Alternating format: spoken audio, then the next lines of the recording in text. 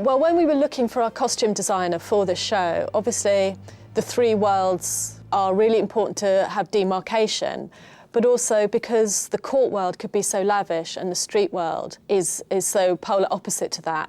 Looking for someone who understood how to bring those worlds together and how to reflect the look of the show across all those three worlds is really important. I think the most important thing in any series that has high ambitions, or any ambitions really, is the script. Once you've got a script that really sings off the page like a piece of music, you will attract the best talent, be it on camera, makeup, wardrobe, design. And what we were very fortunate with this project is we have attracted the best in the country of all these different disciplines. What drew me to the piece was I did really like the script, and I love this period of costume, and the opportunity to do this period it was just too good to turn down. We talked quite early on about a certain colour palette for how people should look, and in a really simplistic way. Sheena was brilliant at that, and she came with swatches and references and had done research already. And the idea that when we first go to the court, all the ladies are in these brilliant flame-coloured dresses. We wanted to avoid doing the usual brown and grey that period costume always seems to be. And when you see paintings there, and when you see bits of original costume, there was quite a lot of colour there. So we try to inject that, even if sometimes it's washed out. So the reds and the oranges and all those sort of bright, warm, hot colours, of course, linked into the fire. That was the palette, really. We stuck to it. It reflects that sense of fire. And we wanted the Queen, who was Catholic and Portuguese, to slightly sit outside this world. And so her colour palette is different, so that instantly we know you're sitting outside, and when we first see her, everyone else is in these lavish colours, and she's quite cool. And I think that helps point her up as a character to watch. Denton really comes from, that puritanical past. The darkness of his character, I suppose, is reflected in his absence of colour. Sheena chose to put him in black all the way through, so you always, again, no one else really wears just black all the way through, apart from Denton. So he has this slightly menacing, slightly beetly sheen to his clothes. With Pepys and Elizabeth, when we first see them, there's obviously something not quite right in their marriage, and we wanted to reflect that. So that choice of colour palette, they're more blues and cooler turquoise, slightly darker shade, just to influence that feel. Pepys was somebody that really kind of loved his clothes, and he loved theatre and wine and song and all that sort of stuff, so it's quite regal. I think the thing about Pepys, and specifically in these scripts, is that he's sort of very much the middleman. He's not as highbrow as the king, but no doubt he has aspirations to succeed in that world, and so I guess all of that is reflected in the clothes. And then with Sarah and Thomas, because they're bakers, we wanted that sense of freshness, certainly at the start of the piece, on what colours do you associate with cleanliness and freshness and baking bread and it being very inviting. Basically, the main costume that I wear is a blue jacket, and then it's kind of like a very mucky, now it's very, very mucky, white blouse underneath. And then the skirt is red, but it's a different red. There are no stripes like this one. And that is pretty much my costume throughout. It gets dirtier, and that's basically it. We just throw more soot and dirt at it, and dust, I suppose.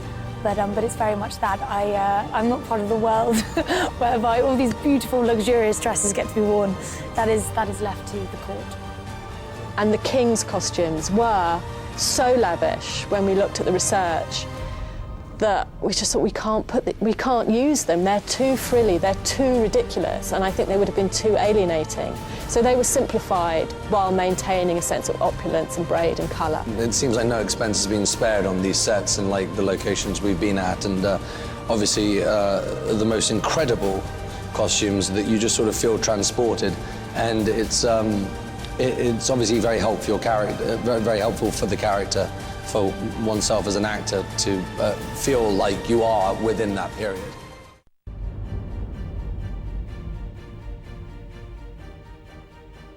I did a lot of research about Pepys, and I think when you're a writer writing historical fiction, and I've written a lot of historical novels over time, is that you start doing the research and you naturally start from the point that you want to make it as accurate as possible, but then you have to make the drama work. And so I start with the kind of slab of fact, if you like. I take as much from fact as I can, and then you start to tack away from that a bit as you try to make the drama work. My character is Samuel Pepys, the famous diarist. It's just been an amazing character to play, really, because obviously he's so well known and renowned throughout the world. So I guess there's an enormous amount of pressure that comes with that, which is also an incredible challenge at the same time. But the scripts have been fantastic, written by Tom Bradbury, and we've kind of opened up his personal life. An increasingly common view is that you're consumed by the pursuit of pleasure and surrounded by sycophants who will not dare tell you you're bankrupting the country. If the people wanted austerity, they would have stuck with Cromwell's bastard sons. We are here to provide something to aspire to, a canvas onto which to project their dreams. Yes, Majesty, but even the purveyors of dreams must control their outgoings. The people remove my father's head and live with the consequences. They will not wish to repeat the experience. The people are fickle. I doubt they fear a new republic as much as your advisors claim.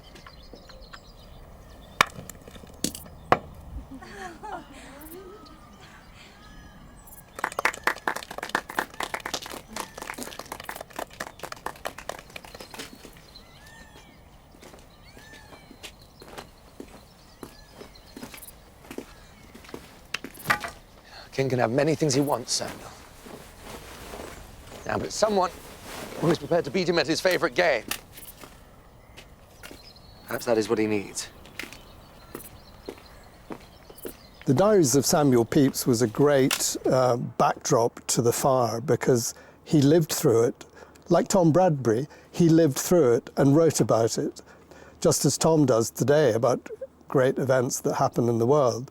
So we had his daily and highly detailed diaries about what it was like living in London in those days, how important the king was, what life was like in the streets for trading, and he worked at the naval yards. So he was like a contemporary journalist is today, someone able to talk about the world that we're living in. The Diaries of Samuel Pepys have been just a wonderful research source for me. I mean, what better can you use than somebody's diary to delve into their psyche and to bring the character to life? And, you know, I think that's the reason why a lot of people have got such sort of love for him, because anyone that keeps a diary, or anyone that keeps a diary specifically for like 10 years, which he actually did, you just kind of know them inside and out. And I think it was he was quite groundbreaking in that respect, that not only does he comment on these amazing moments in history, the Dutch Wars, the Great Fire, the Plague, all of that stuff is in there.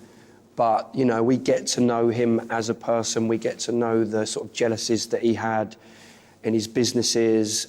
We get to know all about the celebrations that he loved having, the theatre he enjoyed going to, the food that he ate, the arguments that he had with his wife, the fallouts he had with friends. So I would just sort of soak that up as much as possible. I mean, you know, I looked at the diaries themselves, but also I downloaded the audio book, so I had Ken Branagh's voice constantly in my head, going over and over. But the detail that you get from it, I mean, like if I just take for an example, when he's talking about the Great Fire, and that he boarded a boat and went to see all of these people fleeing their houses, taking their possessions. And there's this one moment where he says, you know, he just remembers the wings of the pigeons on fire. All that sort of detail is just gold dust for an actor. I think everybody has a vision of Pepys as this corpulent gentleman with big cigars, sitting in gentlemen's clubs and, you know, drinking lots of port. And we thought, actually, Pepys was an extraordinary character, and why not cast somebody that has that wonderful eccentric feel to his style, which is Danny Mays. You know, everybody sees Danny as an actor who can convey playing gangsters and wild, rough people, but actually to play this much more refined and intellectual gentleman, albeit with an eye on the main chance, was perfect for someone like Danny to play. So we've given Pepys a character, I think, rather than a stuffy old gentleman. And of course, what people forget is these people were all young. You know, they weren't, you know, ancient. And so most of the characters in the film, apart from Lord Denton, are 30 or early 30s. So Danny plays him as quite a young Mr. Pepys with problems with his marriage, with trying to get close to the king, a very ambitious man. So I think anyone who's read Pepys's diaries, or, you know, there's a very good biography of Pepys by Claire Tomerlin, which was kind of, you know, certainly my first reference point. Anyone who's read that will see that there's an awful lot I've taken out of that is true, and there are characters in Pepys's life who emerge into the drama. So yes, I was, you know, my basic, whether it's writing a historical novel or a historical drama, it's the same precept. You start with the facts, you research them very detailed, because that's where you draw a lot of your colour and inspiration, and then you try and keep to them as close as you can, but where you have to depart for the purposes of fiction, you do.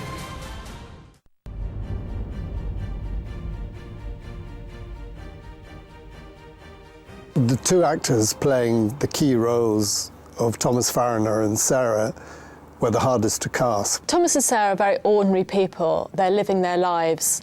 He's a baker, she works as a seamstress. He's a no-frills guy. He's a very humble, down-to-earth working man who cares very much for his family, is the kind of friendly face around town, I suppose. She is incredibly compassionate and loyal.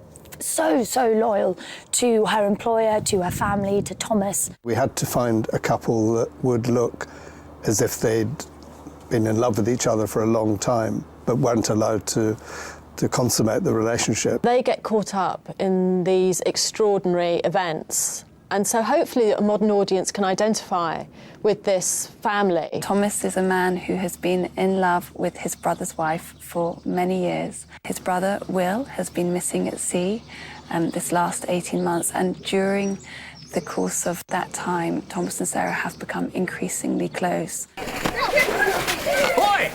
Come here! Leave it, Tom. Someone's got to fight his corner. That's not going to help him. They've been teasing him, saying his father's been killed in the war.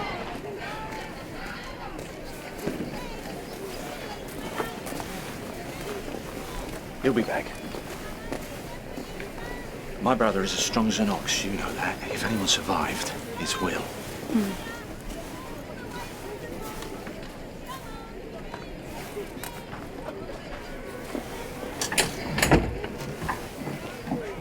See, Tom. Tom is locked into this adoration of Sarah and can't move forward. And the fire comes, and these sort of great acts of nature change things and allow them, or force them, to address their feelings for each other. What I tried to bear in mind is we kind of got to the heart of the story, if you like, which is kind of Andy and Rose, Thomas and Sarah, ordinary people trying to get by with ordinary dilemmas. He loves his brother's wife, a bit awkward to say the least, and this event is a catastrophe for them. To me, interesting that the man who had most to lose, because he lost the bakery, but he also started the biggest fire in history, a man under enormous pressure, was comforted by this woman that he was secretly in love with. The relationship that she and Thomas have is certainly, at the beginning, I mean, it's a forbidden one. This is her brother-in-law, and there's a lot of camaraderie with her and Thomas. There's something between them. There's a crackle between them. And his brother may very well still be alive. And so neither of them can do anything about it, even though they're working in such close proximity every single day. But this story sends them on a hell of a journey, a horrific journey, and along the way, certain feelings kind of come out.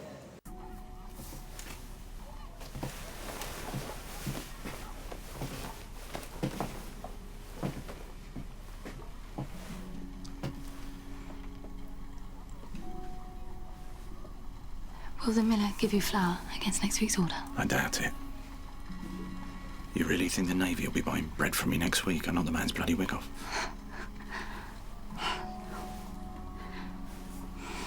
Hannah will be furious with me. We were down to the bone anyway, but without the Navy contract. That's fine, Tom. We'll work it out.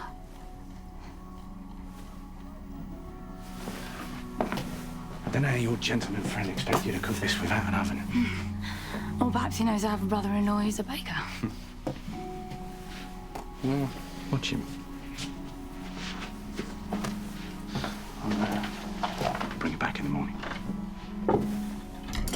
as the fire intensifies, so too does his love for his sister-in-law. This is fictional, but we wanted to create within the fire a really human, emotional story. Rose is incredibly real.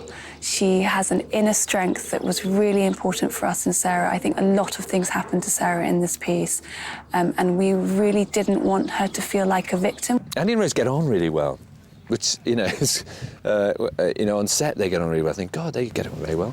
Because we've been doing all these effects and all sorts of things and throwing each other around and whatever, trust has to build up. And I think in the same way with the Farriners, with Sarah and Tom, they ultimately have to trust each other. I think it's always good when you find actors who play the lines much better than you wrote them and find stuff that's in their characters that you didn't even necessarily, maybe you did intend, but they really bring it out. The thing that Andy brings to this part is an incredible emotional authenticity. Every time I watch The Rushes with him, I am completely staggered by the humanity of his performance. They really work hard and play with the scenes, and we threw the scenes around a lot, and we'd say, this is a scene, I know you're talking about this, but in actual fact, let's make this scene where you really want to kiss each other. And it became electric. It was wonderful. And they were very up for playing with those kind of ideas where you're playing subtext all the time and the words look after themselves.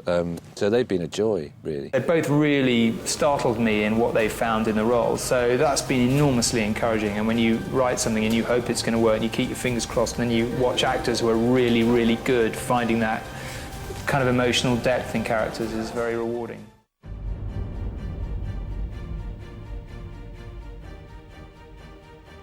The special effects were a really important part of the whole production process, and finding the right people to set London on fire was obviously a key decision. We wanted to capture in this series is a feeling that it's happening now, not some polished period drama that has all the effects put on afterwards. We have a limited budget, we have a limited timeline, delivery has to happen. How do we make buildings that really can burn, but burn on several days and not fall to pieces? We went with Colin Gorry Effects because he's known in the industry for being the man to go to for fire. Colin was very clear about how to build a building that looks like it's wood, that should be burning, but actually isn't burning. It's the gas from all the effects rigs that are making it look like it's burning.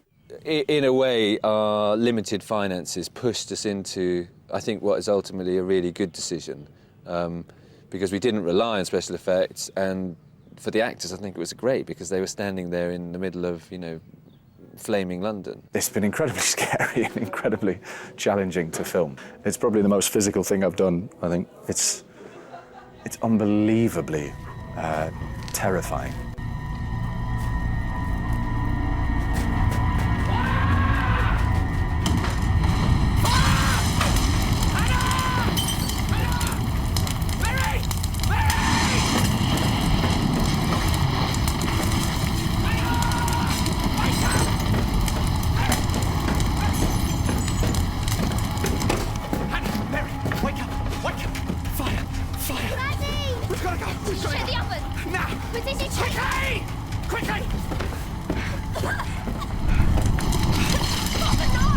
So it was a very long process of working out what the set design was, which buildings would burn, because we needed to get the right angles and make sure that we could see the right things, but within our budget. We put all the budget we could and most of our resources into to doing it for real, pretty much, which is great fun, I think, actually, as well, for us and for us as a team, because we really felt within it, for all of us, the cameraman, whatever, felt within a truly burning world. It all looks like it's completely burning through, but in fact gas is rising up, the flames are rising up the surface, and it's all controlled. And at a given point, Colin will order his guys to turn the gas off and the fire just stops. When you're on set and those fires are lit and you feel the heat of it and you see the whole street on fire, I think it helps just get a real sense of the danger that all the characters were in, and hopefully communicate a little bit of what the reality of being in this kind of firestorm would have been like for the people of London. When you're in this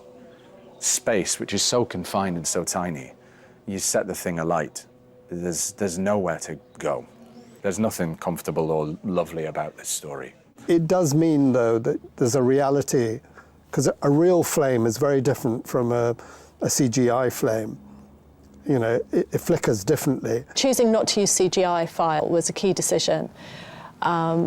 We haven't got very much CGI in the show at all. Anybody who's quite sophisticated at watching lots of films on television or in the movies know that something has been made in the computer rather than for real. It's amazing what can be done on computers these days, but I think so often in these pieces, if the effects aren't absolutely perfect, they can bump you right out of the drama quite quickly. We wanted to concentrate on the personal drama. It's not a spectacle, we don't have the budget, we're not a Hollywood movie, we're not trying to be. And it's really because we've got in this country some of the finest technicians and creative people that we felt, having made quite a number of films now, that we could use that skill in filmmaking and try and adapt it for television.